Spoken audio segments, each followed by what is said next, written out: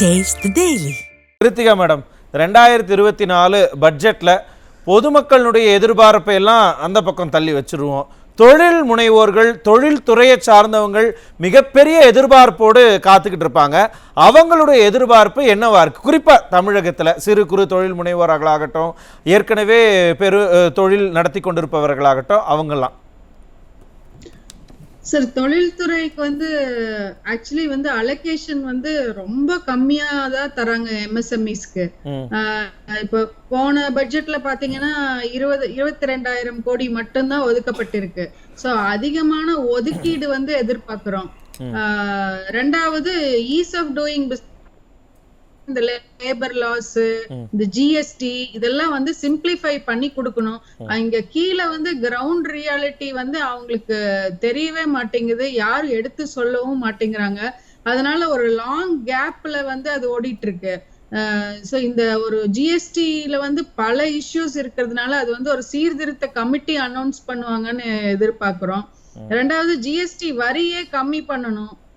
இது எல்லாமே உங்களுக்கே தெரியும், இப்ப கன்சியூமர்ல இருந்து ஒரு சாதாரண மக்கள்ல இருந்து எல்லா பொருட்கள் விலைவாசி உயர்வு, டாக்ஸ் நம்ம நிறைய டாக்ஸ், எங்க லாபத்தை விட அபரீதமான அளவு சதவீதம் டாக்ஸா கவர்மெண்ட் எடுத்துக்குது.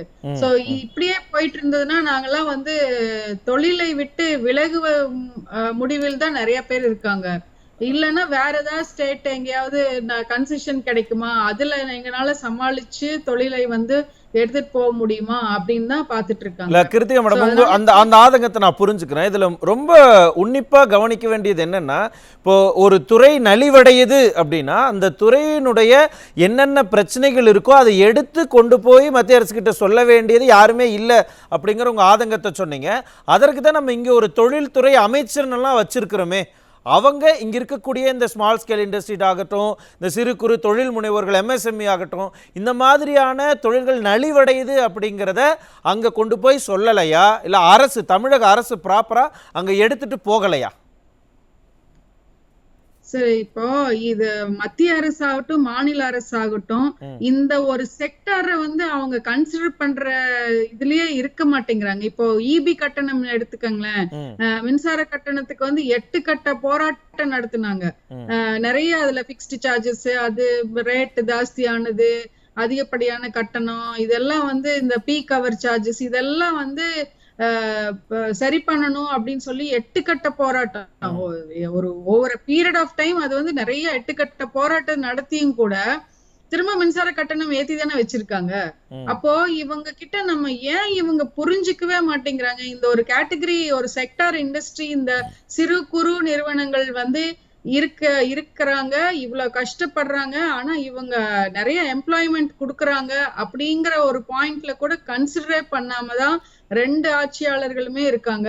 இது ரொம்ப மிகவும் வருத்தத்துக்குரிய ஒரு விஷயம். உங்க வருத்தத்தையும் நான் புரிஞ்சுக்கிறேன். ஆனா என்னன்னா, மத்திய அரசு தான் அவங்க சொன்னாங்க, அதனாலதான் இங்க மின்சார கட்டணத்தை எல்லாம் நாங்க உயர்த்த வேண்டிய கட்டாயத்துக்கு போயிட்டோம் அப்படின்லாம் தமிழக அரசு சார்பில் இருந்தும் டான்ஜெட்கோல இருந்து விளக்கம்லாம் கொடுத்தாங்க. இப்போ நம்ம 40 பேர் எம்பிக்கெல்லாம் அங்கே அனுப்பிச்சிருக்கோம் இல்லையா, அவங்க இதையெல்லாம் பேசி நமக்கு மின்சார கட்டணத்தை எல்லாம் ஏன் நீங்கள் ஏற்ற சொல்கிறீங்க, குறைக்க சொல்லுங்க அப்படிங்கிற மாதிரியான ஏதாவது முன்னெடுப்புகளை அவங்க செய்வாங்கங்கிற நம்பிக்கை ஏதாவது இருக்கா? சரி, எவ்வளவு நாளைக்கு நாங்க காத்துட்டு இருக்க முடியும்? நம்பிக்கையை மட்டும் வைத்துக்கொண்டு எவ்வளவு நாளைக்கு நாங்க காத்துட்டு இருக்கிறது? இப்ப டான்ஜெட்கோ லாஸ் அப்படின்னா அவங்க லாஸ் அவங்கதான் சீர்படுத்திக்கணும். அதை விட்டுட்டு கன்சியூமர்ஸ் மேல சுமத்துறது எந்த வகையில் நியாயம் சொல்லுங்க? எங்களுக்கு ஏற்கனவே மூலப்பொருட்கள் விலையேற்றம், ஜிஎஸ்டி, அப்புறம் ஆள் பற்றாக்குறை, இல்ல ஸ்கில்டு லேபர் இல்லாம இருக்கிறது, இது எல்லாமே சேர்த்து தொழில்துறை ரொம்ப நெருக்கி வருது.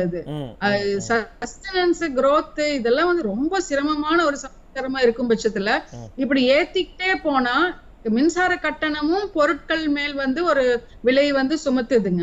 அப்ப யார் கடைசியில? மக்கள் தானே. இப்போ ஒரு விவசாயி ஒரு பம்ப் செட் வாங்கணும்னு நினைக்கிறான்னா இவ்வளவு வரிகளை தாண்டி, இவ்வளவு ஒரு காஸ்டை தாண்டி ஒரு விவசாயி பம்ப் செட் வாங்க மாட்டாங்க. அவங்க இருக்கிற பம்ப் செட் ஏதோ ரிப்பேர் பண்ணி ஓட்டிக்கலாம் அப்படிங்கிற நிலையில தான் இருப்பாங்க. சோ அந்த அளவுக்கு கடுமையான ஒரு தாக்கத்தை உண்டு பண்ணியிருந்தாலும் கூட இந்த ஒரு செக்டாரை கன்சிடர் பண்ணாம மத்திய அரசு வந்து கார்பரேட்ஸ்க்கு வந்து நிறைய கன்செஷன் கொடுக்கறாங்க, ஃபாரின் கம்பெனிஸ்க்கு நிறைய கன்செஷன் கொடுக்கறாங்க. சோ கார்பரேட்ஸும் ஃபாரின் கம்பெனிஸும் மட்டும்தான் இந்தியா வந்து கொண்டு போக முடியுங்களா?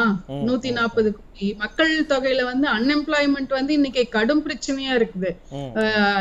இன்டர்நேஷனல் லேபர் ஆர்கனைசேஷனே ஃபிகர்ஸ் எடுத்து கொடுத்திருக்காங்க, இவ்வளவு வந்து பெர்சன்டேஜ் ஏறி இருக்கு, அன்எம்ப்ளாய்மெண்ட் வந்து இவ்வளவு இருக்குன்னு. நம்மளும் பாக்குறோம் கவர்மெண்ட் ஜாப்ஸ்க்கு எவ்வளவு பேர் அப்ளை பண்றாங்கங்கிறதுலயே அன்எம்ப்ளாய்மெண்ட் எவ்வளவு இருக்குங்கிறது தெரியுது. அப்ப இது எல்லாமே வந்து இப்ப நாங்க வந்து ஒரு எம்ப்ளாய்மெண்ட் ஜெனரேஷன் செக்டர், விவசாயத்துக்கு அடுத்தது நாங்க தான். அதை ஏன் நீங்க கன்சிடர் பண்ண மாட்டீங்க? இப்ப இந்த சிறு குறு தொழில்கள் தான் பொருளாதாரத்துல மிக முக்கியமான இடம்ங்கிறீங்க. அதையெல்லாம் மேம்படுத்துறதுக்காகத்தான் கோவை மதுரையிலையும் நாங்கள் வந்து மெட்ரோலாம் கொண்டு வர போகிறோம். குறிப்பாக கோவையில் வந்து இந்த சிறு குறு தொழில்கள் தான் ரொம்ப பிரதானம்.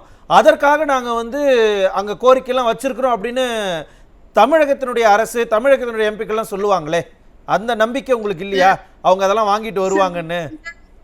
நீங்க வந்து இன்ஃப்ராஸ்ட்ரக்சர் மட்டுமே பிரச்சனை கிடையாது. இன்ஃப்ராஸ்ட்ரக்சர் நீங்க போர்ட் எக்ஸ்பேண்ட் பண்றீங்க, ஏர்போர்ட் எக்ஸ்பேண்ட் பண்றீங்க, ரோடு போடுறீங்க, மேம்பாலம் கட்டுறீங்க, எல்லாமே மட்டும் வந்து தொழில்துறைக்கு வந்து ஹெல்ப் பண்ணாதுங்க. தொழில்துறையோட ஆக்சுவல் ப்ராப்ளம்ஸே இன்னும் வந்து வெளியே தெரியாம அமுங்கி போயிருது. இப்ப எப்படி தொழில்துறை சிறு குறு நிறுவனங்கள் எப்படி நடத்திட்டு இருக்காங்கன்னா, வீட்டுல இருந்து கொண்டு வந்து அவங்க கை காசை போட்டு நடத்தி கொண்டிருக்கிறார்கள். ஏன்னா எங்களால் வந்து அரசு மாதிரி எங்களால செயல்பட முடியாது. 10 குடும்பங்கள் எங்களை நம்பி இருக்கும் பட்சத்தில் நாங்க வந்து அவங்களையும் கேர் எடுத்து பார்த்துக்கிட்டு தான் ஆகணும். தொழிலை நிறுத்தவும் முடியாது. எனக்கு இதுல ஒரு பெரிய ஆச்சரியம் என்ன அப்படின்னா, தொழில்துறையினர் கோவையில் அதிகமா இருக்கிறாங்க அப்படிங்கறதால தான் தொழில்துறை அமைச்சரையே கோவைக்கு இப்ப பொறுப்பு அமைச்சரா போட்டிருக்காங்களே டிஆர்பி ராஜாவை. அவர் இந்த மாதிரியான பிரச்சனைகள் எல்லாம் எடுத்து போய் சொல்லலையா? நீங்க அவர்கிட்ட சொல்லலையா? சார், அமைச்சருக்கு தெரியாதது இல்ல, நிறைய ரெப்ரசன்டேஷன் கொடுத்திருக்காங்க. பட் அதுக்கு உண்டான ஆக்ஷன் என்னன்னு கேக்குறேன் நான். இப்போ சுந்தரதேவன் கமிட்டின்னு சொல்லி ஒண்ணு போட்டாங்க. சிறு குறு நிறுவனங்கள் வந்து என்னென்ன பிரச்சனைகள் ஃபேஸ் பண்றாங்க, என்ன ரெக்கமெண்டேஷன் அப்படின்னு சொல்லி அவர் தலைமையில வந்து சுந்தரதேவன் கமிட்டி வந்து ஒண்ணு போட்டாங்க. அவரும் வந்து ஏதோ ரிப்போர்ட் சப்மிட் பண்ணிருக்காரு. அதுக்கப்புறம் எவ்வளவு வருஷம் ஆச்சு? மேபி 2 வருஷம் இருக்கலாம். ஆனா இது வரைக்கும் இன்னுமே வரமாட்டேங்குதுங்களே. இப்ப தொழில்துறை சொல்லுங்க யார்கிட்ட போய் சொல்றது இத? சோ 2 மத்திய மாநில ஆட்சிகள் ரெண்டுமே எங்களுக்கு வந்து ஹெல்ப் பண்ணல அப்படிங்கறத பதிவு பண்ண விருப்பப்படுறேன். புரியுது. இது இப்ப வரைக்குமே அவங்க ஹெல்ப் பண்ணல அப்படின்னா, இன்னும் இந்த பட்ஜெட்டை பொறுத்த வரைக்கும் அடுத்து 3 ஸ்டேட் எலெக்ஷன் வேற வரப்போகுது, அசம்பிளி எலெக்ஷன் வரப்போகுது. பிளஸ் வந்து கூட்டணி கட்சிகளுடைய ப்ரெஷர் ஒரு பக்கம், அவங்களுக்கெல்லாம் வேற நிதி ஒதுக்கணும். இந்த மாதிரியான ப்ரெஷர்லாம் மத்திய அரசு மேல இருக்கும் பொழுது தொழில்துறைக்கு இந்த பட்ஜெட்லயாவது ஏதாவது பார்வை படுமா அப்படிங்கிறதுலயும் ஒரு சந்தேகம்ல இருக்கு. உங்களுக்கு அந்த சந்தேகம் இருக்கா? சார், எதிர்பார்ப்பு இருக்கு, எதிர்பார்ப்பு நிறைய இருக்கு. ஆனா சந்தேகம்ங்கிறது வந்து இந்த நம்பிக்கை வந்து இன்னும் வரமாட்டேங்குது. நம்பிக்கை வரல. அது மாநில அரசும் கொடுக்கல, மத்திய அரசும் கொடுக்கல. ஆமா, புரியுது. என்னைக்கு இவங்க வந்து ஒரு ஆக்ஷன் பாரு, நாங்க ஒரு 1 இயர் பிளான் இது, 2 இயர் பிளான் இதுன்னு ஒரு ஆக்ஷன் ஓரியன்டா வர்றாங்களோ, அன்னைக்குதான் எங்களுக்கு அந்த நம்பிக்கையே வரும். புரியுது. எப்படி இருக்கும்னு நினைக்கிறீங்க? அதையும் சரி சொல்லிடுங்க. பட்ஜெட்ல பூர்த்தி ஆகுமா அப்படின்னா, பூர்த்தி ஆகுறதுக்கு வந்து எங்களோட எதிர்பார்ப்பு இருக்கு. ஆனா பூர்த்தி ஆகுங்கிற நம்பிக்கை இல்லை. ஏன்னா இவங்க வந்து நிறைய ஹோம்வொர்க் பண்ணணும், அது வந்து இன்னும் பண்ணல. அத பத்தி ஒரு தொழில்துறையோட டிஸ்கஸ் பண்ணல. புரியுது. அதான் தொழில்துறையோட எதுவும் டிஸ்கஸ் பண்ணல. எந்த ஒரு முன்னேற்றத்திற்கான எந்த ஒரு சாத்தியக்கூறுகளும் இதுல தென்படல. அலோகேஷன் வந்து எந்த அளவுக்கு அது அவங்களா பார்த்து கொடுக்கறது, அது எவ்வளவு தூரத்துக்கு ஏற்றுப்பார்கள் அப்படிங்கறது ஒரு மிகப்பெரிய ஒரு கேள்விக்குறியா இருக்கு. நம்பிக்கைங்கிறது கொஞ்சம் கம்மியா தான் இருக்கு. ஏன்னா அந்த கம்மியா இதை வச்சு பார்க்கும்போது இவங்க வந்து எதையுமே காதுல போடாம இருக்கிறது. புரியுது மேடம். இருக்கு. ஆனாலும் நம்பிக்கையை ஏற்படுத்துமா அப்படிங்கிறது இன்னும் சில மணி நேரங்கள்ல நாளைக்குள்ள தெரிஞ்சிடும். நம்ம பொறுத்திருந்து